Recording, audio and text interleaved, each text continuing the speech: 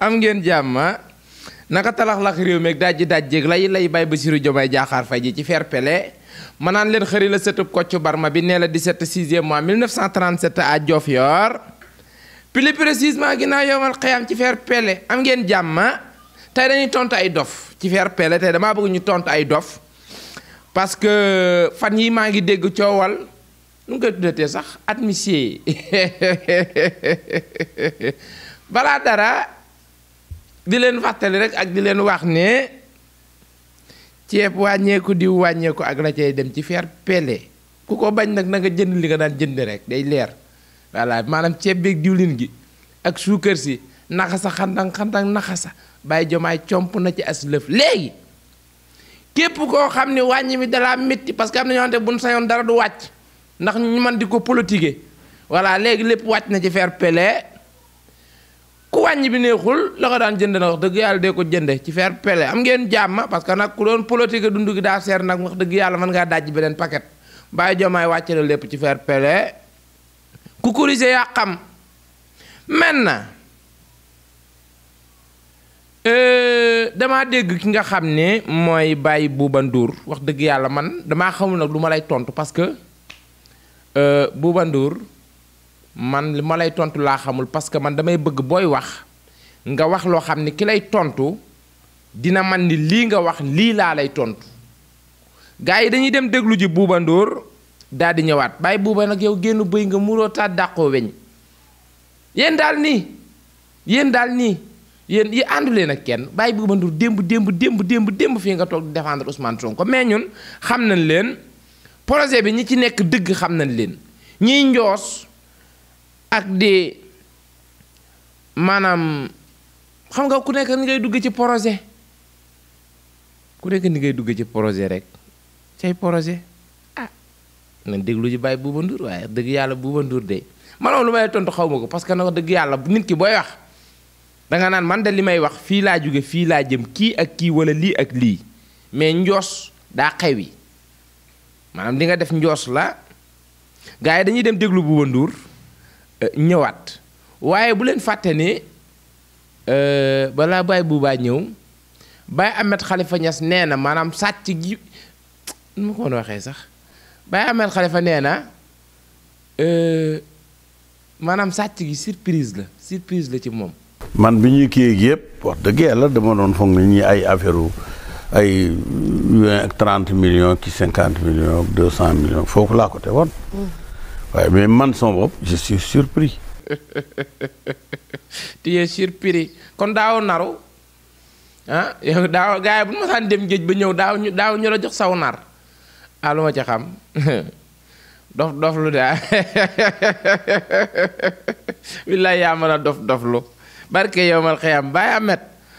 Ahmed yow yaa mën a kanasu tu yaa tuusee xam nga lépp yeey si à 5 millions yooyu jox rek ñun waay tamit yow tamit ah yow gëmmu dóor ke xam nga bi nga koy wax xam nga ni àndoog sa sago ah gëmmu dóor kenn naru la dara yoon wa woon ca Kaolack Baye Macky yoon yi boo ko defalul balaa élection yi Kaolack doo fa am dara Baye Macky ni la après nan gisee naruwoo dara ah mbire ngi ci yow de parce que yow man xëy mbire ngi ci yow talax-laxi dajji bu leen fàtte ni nan nooy rek ka ci weeru koor lañ nekk Baye Alaaji Mbay Péex ma ngay woote barke yow mal xuloo jël basar woo na Baye ministre de l'intérieur ci fair play xanaa daa am xew Jean-Baptiste Tine ku mën a def lu baax na ñëw te jullit yeeg chrétien yeeg ñëpp lay dimbali te mi ngi def lu baax loolu alaaj papa alaaj Mbay Péex waaw loolu jaadu na ak président ñu ngi woo président Diomaye sa xarit ma nga tubaale yam tey dem na fa yaa ko fonk nag ma dem na ak sa doom Ousmane Sonko xam nga lu tax tur wi waaw ciy tur wi ak sa doomu ndey Ousmane Sonko mu baax mi ñoom itam woo nañ leen El Malick Ndiaye woo nañ ko jubal waaw El Malick waay nañ ñëw nañ tàmbalee ci noonu waay nañ ñëw waay massa ay cheikh lii ku ñu fee séeréer ba dafa ñëw fekk ñuy rang seen Tuubaa mu ne ñuy rang fee ceeb ñu ni ko déedéet mu ne dañu dem fee dugub ñu ni ko de fee sëñ bu mag bee fi ne boo demee ba ca moom da nga koy jox sa ñaari loxo ñi ko jébal naa la sa bopp ak naga la mu ñëw jox sëñ Bamba ñaari loxo ni ko Mbàkke bokk na radiyallahu anhu. sëñ bi ni ko bokk gën a gaaw. barke Rasulullah te daa dégg nag man Baye Boye li ma neex ci moom mooy daa dégg dégg nga lim leen wax nee na séeréer boobu mu séenee sëñ ba fële daan ne mbooloo mi lu xew xanaa ab ceeb la ñuy séddale fee gaa yi daal ni ko déedéet sëñ bee fa ne mu dikk daal di waaf raam daal di ñëw ba ci sëñ bi daal ni ko bokk naa ah yow léegi bokk nga amul problème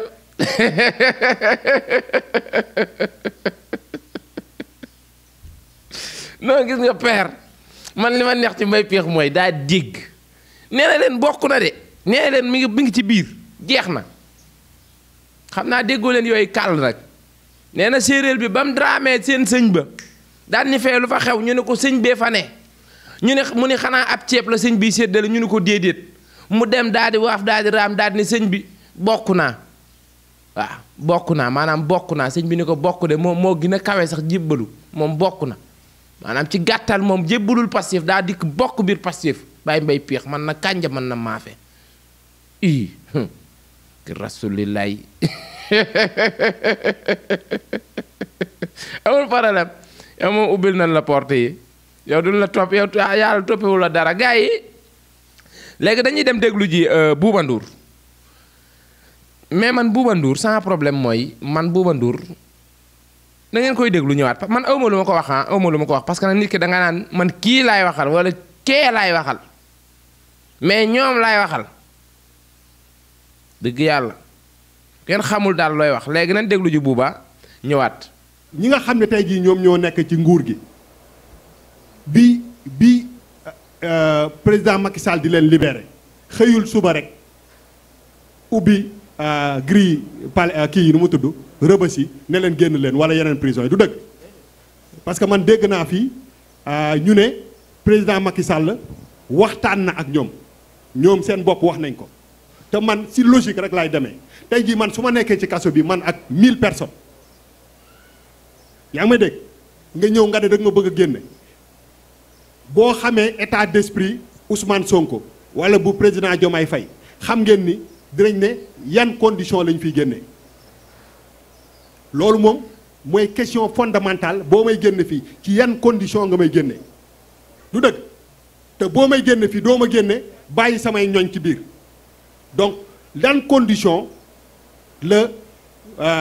gars yi génnee ci kaso bi je pense que question bu fondamentale la te normalement boo ma fekkee ci kaso ne ma da nga may génne su ma la laajee ci yan condition la mooy que est-ce que da nga may topp après wala da ngay effacer affaire bi du dëgg malal doo ma génn rek ne ma génnal dem waxtaan am na point non defal ndaag point fondamental waxtaan ak nit bu nekk kaso pour mu génn mooy ci yan condition laay génne fii donc pour man ci sama logique mooy amnistie bi au départ loxo ñi nga xam ne ñoo nekk ci nguur gi génnu ci. léegi man li may laaj mooy Bouba Ndour da ngay laaj wala da ngaa xam di wax wala da ngaa yëg luñ yëgul maanaam da ngay laaj wala da ngaa xam di wax maanaam exact loo bëgg a xam lan nga bëgg a xam ñun daal bu ñu sañoon gis nga booy wax da ngay duut baaraam mais yow li nga wax nii dodul ay waxi nit li ngay wax dodul gis nga direct à la but boo bëggee da nga naan gis nga li nga wax nii da doon yoon nga taxaw ni Ousmane Sonko ak Bassirou Diomaye Diakhar Faye ba ñuy génn ca kaso ba dañoo négocier ak Macky Sall génn direct à la but bu boobaa ñun ñi lay tontu wala ñun ñiy dikk tegal la lu leer nañ xam liñ lay tegal mooy lan mais yow da ngay kàll xaw ma da ngay lépp xaw ma da ngaa déggatul olof li ngay wax nii kenn xamu ko beneen bi ci topp xam naa ne fi mu ne nii yéen ñëpp def ngeen seen coalition Benno xeex loi d'amnistie fan yi maa ngi dégg ci télé bi loi d'amnistie bi dañ ko war a abroger dañ ko war a dindi topp ñi nga xamante ni ñoom lañ war a topp pour xamal leen rek loi d'amnistie bis bu génnee bis bu nekk coppet delloo feye fa mu nekkoon maanaam jël xele yóbbu ko démb yuuxu dee jub fu ñu ko foogeewul yuuxu dee jub fu ñu ko foogewul leen de laa la mën a xamal Bouba Ndour parce que lii lépp di nga ñëwaat di nga defaat vidéo man xam naa la da nga doon joos rek ba xam nu muy demee di nga defaat vidéo di nga wax ji dina gën a leer lenn rek laa lay xamal loi d'amnistie bu fekkee dangaa yaakaar ne buñ ko génnee wala buñ ko roccee ci yëf yi non man damay toog ba ci yàgg dama naan man gars yi ban xalaat lañ yor ak nan la ñuy xalaatee pour résumer la Bouba Ndour ñi rey ki leen reyroo kan moo rey dégg nga wax bi ñi rey ki leen reyloo ak kan moo rey ñooñu ala kulli haal ci mim réew Sénégal yoon dina leen teg loxo moo xam ci yan fànn ak yan anam lañ leen di tegee loxo mais lépp loo xam ne ñaawteef la woon ci mim réew Sénégal yoon dina leen teg loxo te dinañ lijjanti lépp ci wa zaahiran ak wa baati man réew bi nan ko régler ba mu ne cocc pour nga xam ko parce que man Bouba Ndour man mënuma laa comprendre te li nga waxit wax dëgg yàlla man comprendre du ma ko de man bu ma la waxee dëgg rek te yàlla tax li nga bëgg a wax man xaw ma ko mais dama ni fee yi nga xam ni moo jàll ci réew mi moo fi jotoon a jaar crime yeeg rey gu métti gi ak nu mu mën a demee ci kaw suuf moo xam tey la moo xam suba la yoon na leen teg loxo xawma ci yenn anam lañ leen tege loxo Ousmane Sonko nee na leen ba tàyyi loi d'amnistie ñun bëgguñu ko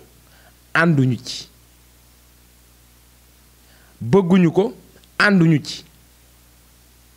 Ousmane Sonko bu nangu woon waxtaan Bouba Ndour kon du dem kaso Ousmane Sonko bu nangu woon waxtaan looy wuti kaso ah Ousmane Sonko bu nangu woon waxtaan lan lay def kaso maanaam bu nangu woon waxtaan lan lay wuti kaso Ousmane Sonko bu nangu woon waxtaan dem kaso complot yi nga xamante ne état bi fi jóge doon na ko complot di def sax ay ñaawteef yoo xam ne ñoom ñoo koy def teg seen ay scénario teg seen ay projet jël seen ay éléments jël seen xaalis fay leen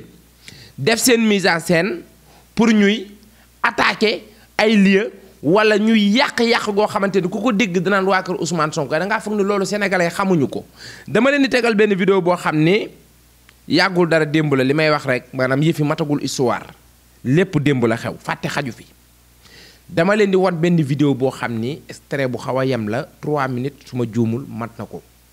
maanaam scandale yi nga xamante ne bi ci gënoon a soof mooy bi nekkoon Yaraax Sénégal gépp xam ne lii mise en scène la lii scénario bu ñu teg la lii ay nit la ñu jël fay leen monter benn pièce boo xamante ni dañ naan ah waa Pastef ya alors que tel n'est pas le cas yooyu yëpp den ci ñëw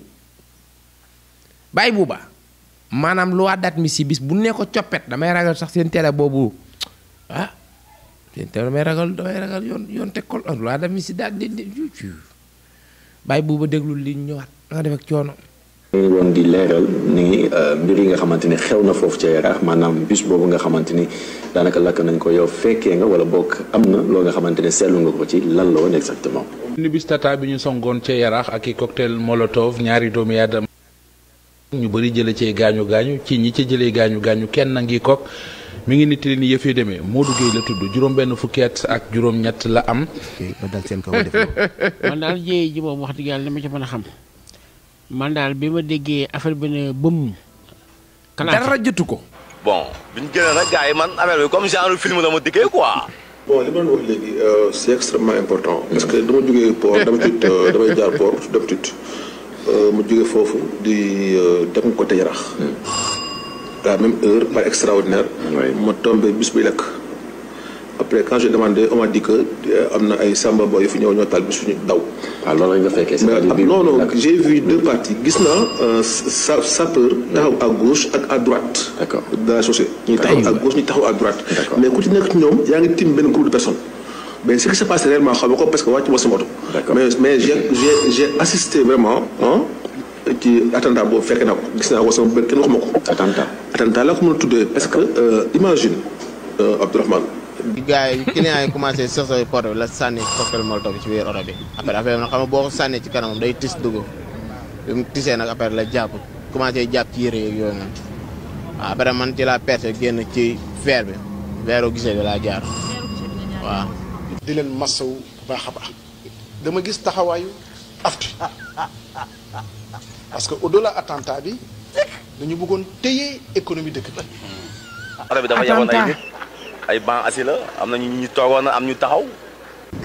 ñaata la ñu nekkoon ci à peu près ñaata la war a toog. am naa sûrement mën na doon 18 personnes quoi ndax oto bi yebbu woon lu bari quoi waaw 18 personnes waaw. waaw. masa message bii ngay dugg du la. naa nag damay rusuwaay wax dëgg yàlla moom ñaar sax bëri yu may def yu mel nii ndax man lu ñëw rek damay kii. dara jotu ko. waaye nag xam nga doomu aadama bu fekkee dafa am liggéeyam necca ah di sàkku dimbali ko ci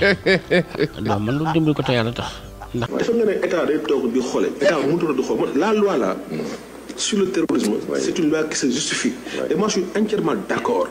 à ce que cette loi passe en procédure d'urgence ñu mun ko voter très rapidement que les forces de défense et de sécurité puissent avoir l'autorisation de tirer à bout portant sur la cible loolu mooy dëgg parce que ñun on a affaire avec des terroristes on n'a pas affaire avec des hommes politiques. Mais quand on parle de terroristes quand même est-ce que moo bi diisul terroriste. mais terroriste c'est quoi ñu si des nag am na ay blessés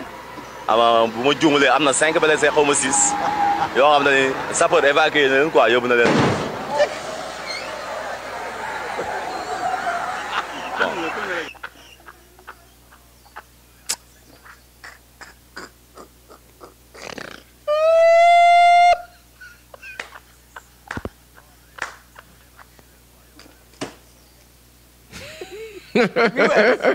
Apologize. I'm continue.